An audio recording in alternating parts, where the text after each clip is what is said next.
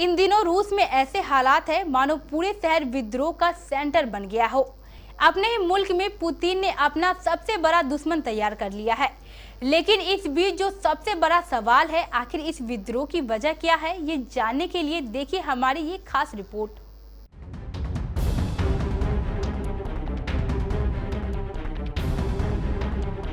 बिहार के भागलपुर में हाल ही में गंगा नदी पर बना पुल ताश के पत्तों की तरह ढेर हो गया था।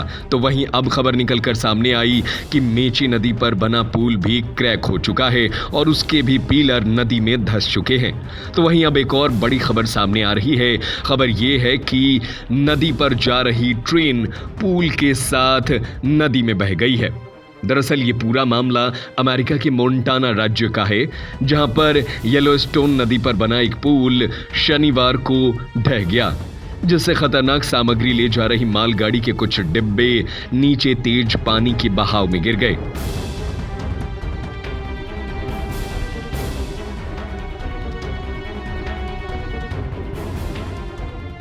स्टील वाटर काउंटी की आपदा और इमरजेंसी सेवाओं ने कहा कि मालगाड़ी के टैंकरों में गर्म डामर और पिघला हुआ सल्फर लदा था। सुबह 6 बजे की दुर्घटना के बाद खतरे का मूल्यांकन करते समय अधिकारियों ने नदी के नीचे के बहाव वाले इलाके में पीने के पानी की सप्लाई बंद कर दी है। एक रिपोर्टर ने कुछ टैंकरों से एक पीला पदार्थ निकलते हुए भी देखा है। काउंटी की इमरजेंसी सेवाओं के प्रमुख डेविड स्टैमी ने कहा कि साइट पर काम कर रहे कर्मचारियों के लिए तत्काल कोई खतरा नहीं है। ट्रेनों में लदी खतरनाक सामग्री की मात्रा उफनती नदी के कारण कम हो रही है। नदी में 3 डामर टैंकर और 4 सल्फर के टैंकर गिरे थे। वहीं मोंटाना रेल लिंक के प्रवक्ता एंडी गारलैंड ने कहा कि ट्रेन का चालक दल सुरक्षित है और किसी के घायल होने की खबर नहीं है। उन्होंने कहा कि ठंडे तापमान के संपर्क में आने से डामर और सल्फर दोनों तेजी से जम जाते हैं।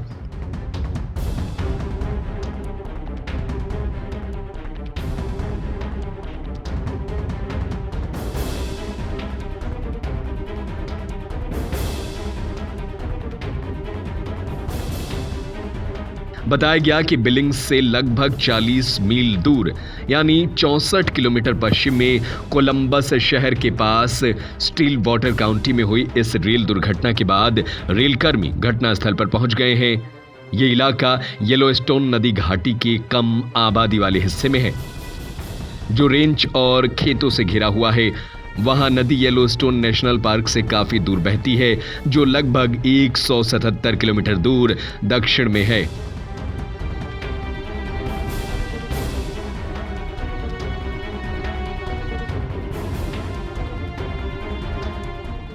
गारलैंड ने कहा कि हम इस घटना के कारण इलाके में किसी भी संभावित असर से निपटने के और दुर्घटना के पीछे के कारणों को समझने के लिए उसके हिसाब से काम कर रहे हैं। जबकि हाई स्पीड इंटरनेट सेवा देने वाली ग्लोबल नेट ने कहा है कि पुल ढहने से राज्य में कई ग्राहकों को इंटरनेट सेवा देने वाली फाइबर ऑप्टिक केबल की तारें भी टूट गई हैं, जिसकी वजह से लोगों को परेशानी होगी। बहरहाल पुल के टूटने के कारणों की जांच की जा रही है। हाल की भारी बारिश से नदी उफन गई थी। ये साफ नहीं है कि इसके कारण ही पुल टूटा है या पुल टूटने का कोई और कारण है। Bureau report, KBC news.